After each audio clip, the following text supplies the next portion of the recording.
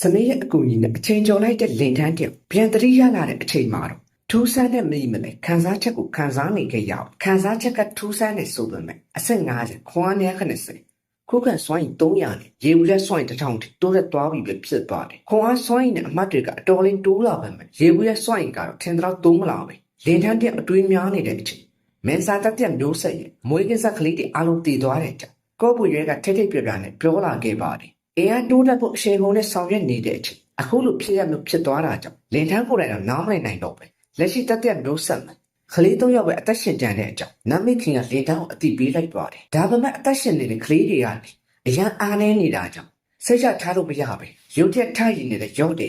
ကလင်ထန်းတို့ကိုရှောင်ပြောင်းနေတာကြောင့်လက်ရှိဖြစ်ရတဲ့အရင်မြစ်ကိုရော့တဲ့တိကျမယ်ဆိုတော့လင်ထန်းလေးကျင်းပြီးသွားခဲ့ပါတယ်မင်းစားတွေကအစင်းမြစ်လာနေတယ်သူတို့မျိုးဆက်ကအသက်ရှင်ဖို့ပိုခက်ခဲလာနေဖြစ်ကဒီပုံစံအတိုင်းဆိုငကိုရှင်းဆက်မြစ်စားတွေကအစင်းမြစ်လာတာမှန်ပေမဲ့လင်ထန်းတွက်ထားသူအရေးသက်များလာဖို့အရေးကစိုးရိမ်ရတဲ့အခြေအနေပဲဖြစ်သွားတယ်ရော့တဲ့အားချုံလိုက်တဲ့စကားကြောင့်ပဲ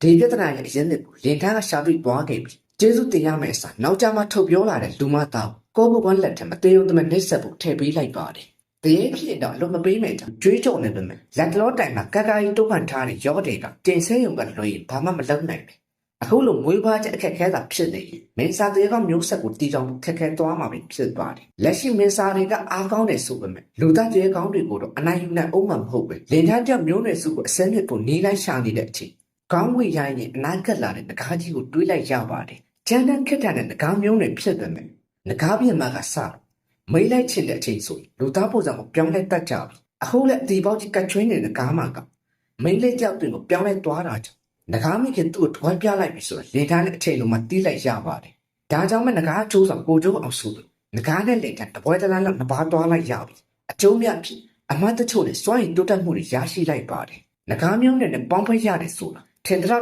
လွယ်ကုန်မနေပဲအင်အားကြီးတဲ့တန်ကိုကောင်းကောင်းကြီးခံစားလိုက်ရတဲ့လင်ထန်းကျခါနာသွားခဲ့တယ်တဲကောင်းမဆာစစ်ကိုရောက်ရှိသွားခဲ့ပြီပဲဖြစ်သွားတယ်ပုံမှန်ငကားသွေးကိုတောက်ရတယ်တဲကောင်းစစ်ကိုရောက်နိုင်တယ်မာကန်ထူးရှင်ကြီးလင်ထန်းကတော့ငကားမနဲ့မိတ်ဖက်လိုက်ရတယ်ပြီအခုလည်းထပ်လို့ချင်းနေသေးတာကြောင့်ငကားခွဲတယ်မှာရတော့မလင်ထန်းလေသူနဲ့ဘာဖြစ်ချင်ငကားသွေးကိုအရင်ပေးလိုက်မိတ်ပေးလိုက်ပါတယ်ငကားသွေးကြောင့်မဲစာအုပ်တစ်ခုလုံးရဲ့ပြဿနာတွေကပြေလည်သွားခဲ့ပြီစင်ကပြောင်းလဲလာတဲ့မဲစာအုပ်တစ်ခုလုံးရဲ့စွမ်းရည်တွေကတဲကောင်းမျိုးစိတ်ဖြစ်တည်လာခဲ့တာပဲဖြစ်ပါတယ်သူကိုယ်တိုင်အပောင်အခြားမဲစာတွေပါအစင်းမြစ်လာပါမယ်ခေါင်းဆောင်ဖြစ်တဲ့လင်ထန်းကတော့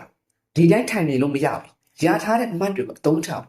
့စနေရဲ့စတိုးဆန်ဖွင့်ခိုင်းလိုက်ပါတယ်မျိုးနွယ်စုတစ်ခုရဲ့ခေါင်းဆောင်ဖြစ်နေတဲ့သူအာနာနဲ့တာလွန်နဲ့စွမ်းရည်တော့မရှိသူ့ညောင်စက်ထင်းထားနိုင်မှာမဟုတ်ပဲလက်ရှိအမှတ်နဲ့ဆိုရင်ဒူးလေးတစ်လက်နဲ့အကာအကွယ်စွမ်းရည်တစ်ခုကိုဝယ်ဖို့ကောင်းကောင်းလုံလောက်နေတာပဲဖြစ်သွားတယ်ဒါကြောင့်မရှိတဲ့အမှတ်တွေအကုန်သုံးရင်လက်နဲ့တူဝယ်ဖို့ဆုံးဖြတ်လိုက်မင်းစားပြီးဒူးလေးကိုအခုမှမြင်ဖို့တဲ့လင်ထန်းကဘလို့သုံးရမလဲမသိသေးတာကြောင့်ကန်ထူးရှင်ကြီးရော့တဲ့ကိုပဲပြတ်မှတ်ထားလေ့ကျင့်ဖို့ရွေးချယ်လိုက်ပါတယ်ဒါကြောင့်ပဲရော့တဲ့ကလင်ထန်းမှာစွမ်းဘလောက်ရှိတဲ့တီးခွင့်ရတယ်ပထမဆုံးလူတော်ဖြစ်လာခဲ့တယ်တောရဲ့တစ်ဖက်ချမ်းပါတယ်ကဲပါယူကအတန်ကိုသူ们ထုတ်လွှင့်နေတဲ့တေကောင်းတက်ကရှိနေတာပဲဖြစ်သွားတယ်မိန်းလေးတန်နဲ့တောက်လျှောက်ဆွဲဆောင်နေတယ်မယ်ဘာကောင်မှထွက်မလာပဲအလင်းမြုံမှာငကားတွေကိုနှိမ်နှင်းနေတဲ့အချိန်စမ်းကြမဲ့သူတို့ဖွဲ့ကမင်းစားတွေကိုနှိမ်နှင်းဖို့ရောက်လာကြတာပဲဖြစ်သွားတယ်တယောက်ကဒီတောင်ကိုမချိုက်တယ်မယ်တယောက်ကလွယ်လွယ်နဲ့အကျိုးမဲ့ကြတဲ့တောင်ဖြစ်တာကြောင့်သဘောကျနေခဲ့ပြီအားလုံးအားတင်ထားကြဖို့နဲ့ရောတဲ့ဖန်တီးပေးတဲ့အခွင့်အရေးကိုလက်လွတ်မခံဘူးအားပေးလိုက်ပါတယ်ပြောရင်ဆိုရင်တစ်ဖက်မှာလှုပ်ရှားမှုကိုခံစားမိလိုက်တာကြောင့်တတိကက်လိုက်ကြပြီမင်းစားတွေကိုထင်လိုက်ကြပါမယ်ပင်းကူတွေဖြစ်နေတာကြောင့်အตาရပဲနေနေမှုပြင်လိုက်ကြပါတယ်အစင်းသုံးပင်းကူလေးကိုကြောက်စရာမလိုပဲမယ်ပင်းကူတွေနဲ့ဒင်းလဲကောင်းစစ်မင်းစားကြီးကိုတွေးလိုက်ကြတာကြောင့်မင်းစားကောင်းဆောင်ကိုထင်သွားခဲ့ကြပြီအင်အားတာနေတဲ့အချိန်အမြန်တွေးရတော့အမြန်လက်ဆက်တပ်တွေးလိုက်ကြပါတယ်မင်းစားကောင်းဆောင်ကြီးကိုတတ်ပြန်ရမယ့်ဆုလက်တွေကမနှဲပဲမျက်စိရှိကမင်းစားကရှော့တက်လို့မကြတာကြောင့်ချင်းချင်းတက်ကိုဖြူအားချနေတဲ့အချိန်အဖွဲထက်တယောက်ကဒီမင်းစားကိုသူတတ်ချင်တဲ့အကြောင်းခေါင်းဆောင်ကိုဖွင့်တောင်းလာခဲ့ပါတယ်တခြားလုံးခေါင်းဆောင်ကဒီမင်းစားတိုင်းဖြည့်ရှင်းခဲ့တာကြောင့်ဒီချိန်ကသူတိုက်ခိုက်ချင်တဲ့အကြောင်းနဲ့သူကိုယ်တိုင်လည်းမင်းစားအကြီးကြီးတွေကိုတိုက်ခိုက်ဖို့တဲ့ဆိုရင်တော့တေကောင်းစစ်ကိုရင်ဆိုင်ရမှာကဒါပထမဆုံးဖြစ်တဲ့အကြောင်းခေါင်းဆောင်ကိုပြောပြလိုက်ပါတယ်ဒါကြောင့်မတရားမျှတမှုရှိဖို့ရည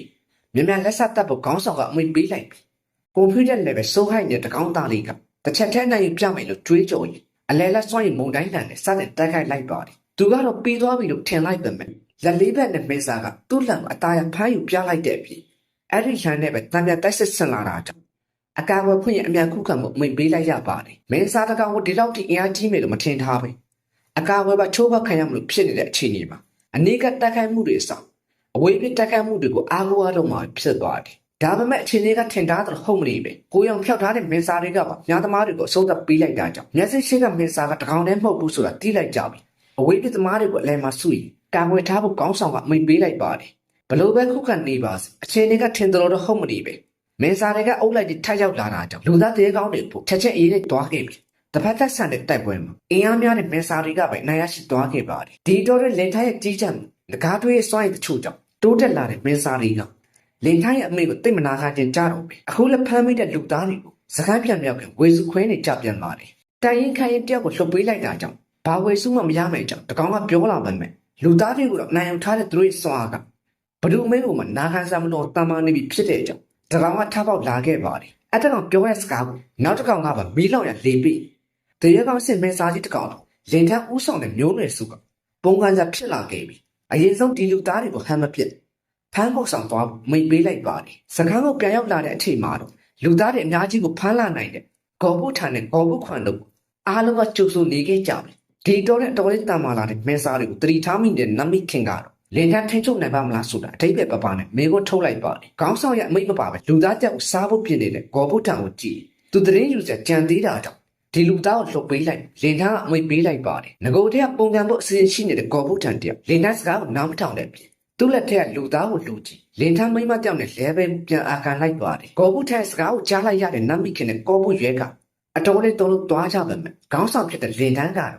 ့ခေါင်းဆောင်ဖြစ်တဲ့သူ့မိန်းကိုနာခံဖို့တတိပေးလိုက်ပါတယ်လက်ရှိမှာသူတို့နဲ့ရှိခေါင်းဆောင်ပါဆိုတဲ့လင်ထမ်းကအရွယ်စားအဖြစ်တော်လေးသေးလို့နေတာဖြစ်တယ်လို့အခုကဆောက်သူတို့အားလုံးတာမာဆုံးပါလို့တတ်မှတ်ထားတဲ့ဂေါ်ဘုကနောက်ကိုလိုက်တော့မှဖြစ်တဲ့အကြောင်းဂေါ်ဘုထံကပေါ်တဲ့ပုံကန်လိုက်ပါတယ်ဒါကြောင့်မှအချင်းချင်းတို့သဘောပေါက်သွားတဲ့လင်ထမ်းတယောက်ဂေါ်ဘုထံစကားကိုလက်ခံအခွင့်အရေးပေးမယ်အကြောင်းဂေါ်ဘုခွန်ကတော့ဂေါ်ဘုထံကိုဖမ်းပေးဖို့အမိန့်ပေးလိုက်ပါတယ်တောထဲမှာတိုင်ပင်လာကြပြီးသားဖြစ်တဲ့ဂေါ်ဘုထံကတော့လင်ထမ်းမိတ်ဂေါ်ဘုကနားထောင်မှမဟုတ်တဲ့အကြောင်းတေချာနေခဲ့ဒီနေ့သူတို့လင်ထမ်းကိုတိုင်မျိုးနဲ့စုကောင်းဆောင်ဖြစ်လာမှဖြစ်တဲ့အကြောင်းယုံကြည်ချက်ရှိပြန်ပြောလိုက်ပါတယ်ဒါမှရုပ်တဲ့ခေါင်းပေါ်ကိုရောက်လာတဲ့ဂေါ်ဘုခွန်လက်တစ်ဖက်ကဂေါ်ဘုထံရဲ့ယုံကြည်ပါတဲ့ဆိုတဲ့အတွေးတွေကိုဖယ်ရှားပစ်လိုက်ပြီးအားလုံးရှေ့မှာတင်အားကောင်းပါတယ်ဆိုတဲ့မက်စာကြီးတစ်ကောင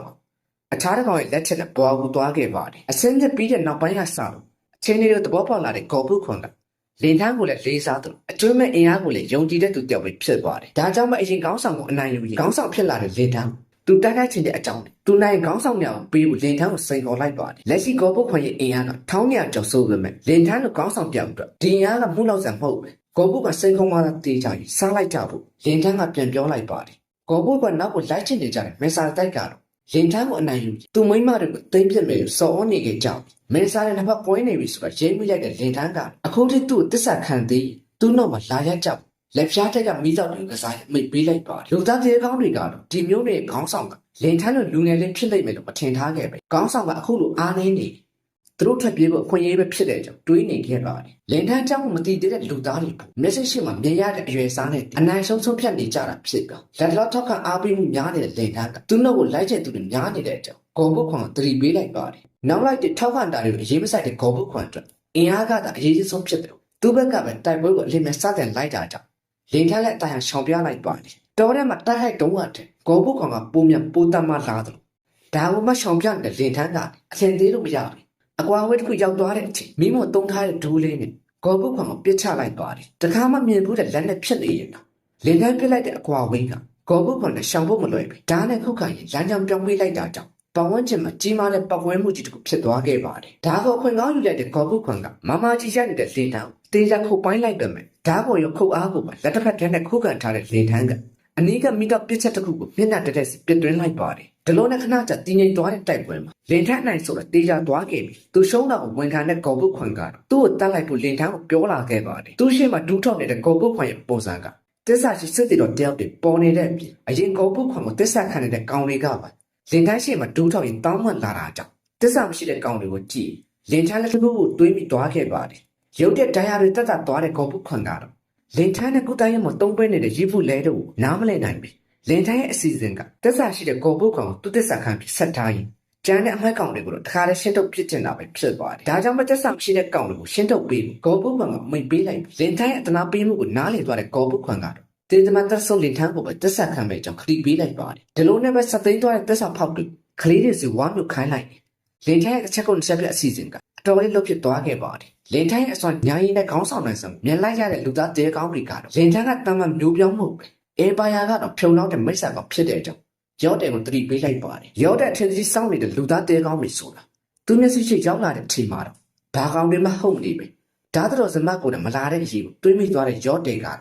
စိတ်ထဲကပဲတိတ်ဆဲလိုက်ပါတယ်မြို့ထဲကခရရတကားမိခင်နဲ့အခြားတကားတွေကိုသာဖြည့်ရှင်းပြီး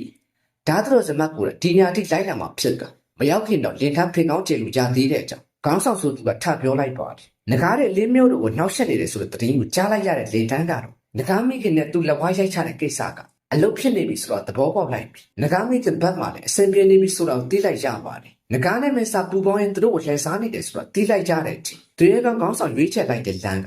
တေဖို့ပဲဖြစ်ကသူ့ကိုတပ်ပေးဖို့လင်ထန်းကိုတောင်းဆိုလိုက်ပါတယ်ရောတဲ့အားလို့ရှင်သာနေရတာတိတ်ကရှိရှိတေးရတာကပိုတန်ဖို့ရှိတဲ့အကြောင်းဇွတ်တောင်းဆိုနေတာအကြောင်းလင်ထန်းလက်သေးချင်းခွင့်ပြုပေးမယ်ကြောင်းပြန်ပြောလိုက်ပါတယ်အဲ့ရနုံနုံချင်းလမ်းကြရောက်လာတဲ့အဆောင်တယောက်ကြောင့်ဓာတ်တော်စင်မှာစိတ်နှောက်ယှက်ဖြစ်သွားခဲ့ပြီတရေကောင်းနဲ့ပြန်ရောက်လာတဲ့သတင်းပင်ငွေဓာတ်တရေကောင်းတစ်ဖက်လုံးမှာတယောက်ပဲပြန်လာတဲ့ကြောင့်တီးလိုက်ရပါတယ်ပြန်ရောက်လာတဲ့တယောက်ကလည်းဒဏ်ရာတွေပြင်းထန်လုံးလာကြောင့်ဆေးတော်မမီနိုင်တော့ပဲအတန်းမြင့်မြောက်ပဲကြံနေတဲ့အခြေအနေမှာဘာတွေဖြစ်ခဲ့လဲဆိုတာဓာတ်တော်စင်မှာကမေးလိုက်ပါတယ်သူတို့တွေမေစာတရေကောင်းအဖွဲ့နဲ့ရင်ဆိုင်ရတာကြောင့်အခြေအနေကထင်တယ်လို့မလွယ်ကူခဲ့ပဲအများဆုံးခေါင်းဆောင်တဲ့အခြားသူတွေကိုတွားခဲ့ပြီးဖို့နဲ့သူတို့ရင်ဆိုင်ခဲ့ရတဲ့မေစာတွေကအရန်ထူးခြားတာကြောင့်ဒေတာပေါ်မှာနေရာမှာဆုံးသွားခဲ့ပါတယ်ငွေဓာတ်တရေကောင်းဖွဲ့ကြဆုံးသွားတာကြောင့်အခြားတေကောင်းတွေကပါမင်းစာဖက်ကိုနှိမ်နှင်းမဲ့လို့အလင်းမျိုးကိုငကားတဲ့အချင်းပြထက်ချောက်လာနိုင်တဲ့အကြောင်းဒါသလိုစမသတိပေးလိုက်ပါတယ်တကယ်တမ်းငကားတဲ့အွန်လိုင်းချင်းနဲ့ဝင်လာတဲ့အချိန်သူတရားလက်ခုခံနိုင်တိုက်ခိုက်တယ်လုံးနိုင်မှာမဟုတ်ဘူးအခြားတပ်ကူတွေထက်ခေါ်ရင်မျိုးကိုစောင်းရှောက်နေဖို့အမိန့်ပေးလိုက်ပါတယ်အချိန်တိုင်းသူကိုယ်နဲ့ငကားတွေရောမင်းစာတွေရောတပ်ပေးမယ်လို့ခရီးပေးလိုက်ပြမယ်ငွေဓာတ်ဖွဲ့ဝင်တွေကိုကယ်ဖို့အရေးကရှိနေသေးတာကြောင့်အားလုံးကဆုံးဖြတ်ရခက်ကုန်ကြပါတယ်တော်စမအကူကြီးတောင်းဆံမလိုပါဘူးဆိုတဲ့အတန်နဲ့ထူးဆန်းတဲ့လူတယောက်ကဒါသလိုစမတို့ရဲ့အနားကိုရောက်လာခဲ့ပြီလက်ရှိငွေဓာတ်ပေါ့ကဲတင်ဖို့နဲ့မဲစာတွေကိုရှင်းလင်းဖို့ကြီးသူ့ကိုတောင်းပေးလိုက်ကိုပြောလာခဲ့ပါတယ်အဖွဲလက်ကြဆုံးသွားတဲ့မရှင်ကိုတယောက်တည်းတွားချင်တာကမိုင်းရဲဆန်တယ်မဲ့တိုင်တန်၄ယောက်ကိုတကိုယ်တည်းရှင်ဆိုင်အသက်ရှင်ခဲ့တဲ့သူ့အတွက်ကတော့တရေကမဲစာအုပ်ဆိုတာကဘာမှမဟုတ်တဲ့ပါမွားလေးတွေပဲဖြစ်သွားတယ်ဘလို့ပဲဖြစ်တရင်ကောင်းကိုစောင့်နေကြတယ်ပျက်စီးနေတဲ့သူ့မျက်နှာတစ်ဖက်ကိုလှမ်းပြရင်ခရီးပြီးသွားခဲ့ပြီမဲစာရွာလေးမှာလည်းဘွားပုံစံသူစံကြောင်းဖြစ်လူသားတွေကိုရင်ဆိုင်ရမယ်ကြောင့်စနစ်ကလေးတောင်းကိုတတိပေးလာခဲ့ပါတယ်ငကားမိခင်နဲ့အောင်မြင်မြင်ပူပေါင်းရင်တေကောင်းဖွဲ့နဲ့တစ္ဆာဖောက်တွေကိုပါဖေရှားပြီးမှတော့လင်ထိုင်းရဲ့အာဏာကဆက်တည်နေနေစေဖြစ်ကငတ်တဲ့ငယ်တွေနဲ့မျိုးနဲ့စုနဲ့ပါဆင်ပြေနေမှာမကြခင်တင်မဲလို့ခေါ်တယ်ကတ်စီမော့ဆိုသူနဲ့လင်ထိုင်းရင်ဆိုင်ရတော့မှဖြစ်ပါတယ်လင်ထိုင်းကကတ်စီမော့ကိုရင်ဆိုင်နိုင်ရင်မျိုးနဲ့စုအတွင်းမှာတော့အကြီးကျယ်ထိခိုက်မှုတွေဖြစ်လာမှာဖြစ်ကသူရင်ဆိုင်ရမယ့်လူသားကြောက်ကမျိုးနဲ့စုကိုတော့ထိခိုက်စေနိုင်တယ်ဆိုတာကိုသိလိုက်ကြတာကြောင့်လင်ထန်းကိုယ်တိုင်တော့တော်လက်တွေးများသွားခဲ့ပါဘာပဲဖြစ်တပတ်သားလာတိုက်ခိုက်တာကိုစောင့်မယ်ဆိုသူတယောက်တည်းထွက်ရင်ဆိုင်ဖို့ကိုပဲဆုံးဖြတ်လိုက်ကြပြီဒါကြောင့်မရှင်ဂျာစီ3ရက်နဲ့စုပြတ်အမှတ်20ရသွားခဲ့ပါတယ်တယောက်တည်းနဲ့မျိုးနဲ့စုကိုပါထိခိုက်စေနိုင်တဲ့ကောင်မျိုးလင်ထန်းဘက်ကရှော့တက်ထားလို့မရဘူးမကြခင်ကစီမို့ရောက်လာတော့မယ့်အချိန်မှာဝါအတာဆုံးသူကရော့တဲ့အဖြစ်နေခဲ့ပါတယ်ရန်သူနိုင်ငံတွေကတိုင်တယ်တနည်းအားဖြင့်ဘလူးတွေရဲ့မျိုးရိုးဗီဇကိုအသုံးပြုရင်မွေးထားတဲ့စစ်တေတွေကလူဘလူးကြီးတဲ့အဖြစ်အသေးလက်တတ်မှကြောက်ပါမယ်ဒါလိုမျိုးတိုင်တန်၄កောင်ကိုတယောက်တည်းရင်ဆိုင်ခဲ့တဲ့တေကောင်ကစီမို့ဆိုတာမေဘုံထုတ်ဆက်မလို့အရန်ချမ်းတဲ့ရော့တဲ့အကလင်တန်းကိုပြောပြလိုက်ပါတယ်ကစီမိုနဲ့တာဆိုမဲစာမျိုးနယ်စုအတွက်တကယ်ပြက်ကပ်ပဲဖြစ်တဲ့အားလုံးအရင်ကခံရတော့မယ့်အကြောင်းရော့တဲ့အကဝမ်းတာအရာသတိပေးလိုက်ပါတယ်